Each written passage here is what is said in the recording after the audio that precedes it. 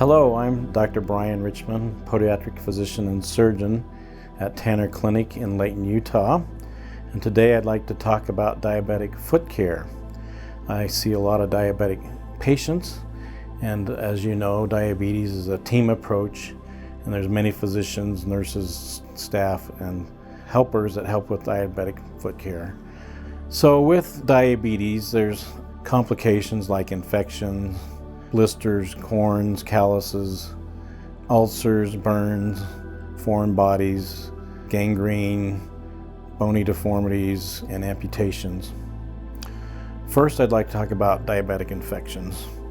These are serious infections. I like to classify them as mild, moderate, or severe, and they need to be treated quickly and appropriately. On a mild infection, like maybe an ingrown toenail, usually we can take out the ingrown toenail and put them on oral antibiotics and we're okay. For like a moderate infection, say like cellulitis or with ulceration that's infected, a lot of times we'll have to admit the patient to the hospital and do an incision and drainage procedure, open it up and flush it out, and put them on IV antibiotics.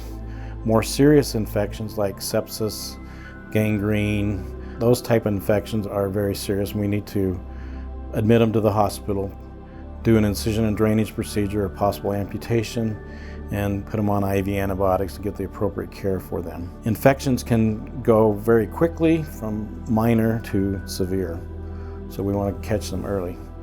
Signs and symptoms of infection: pain, redness, swelling, red streaks up the foot or leg, drainage, pus, odor, fever and chills, nausea and vomiting. So we start out with corns and calluses and pre-ulcerations.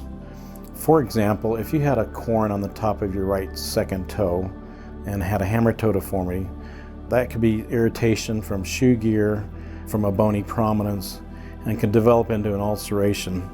An ulceration is an opening of the skin which can go down to the bone, and the bone can get infected, and then the patient could lose their toe. So we like to correct these before that happens.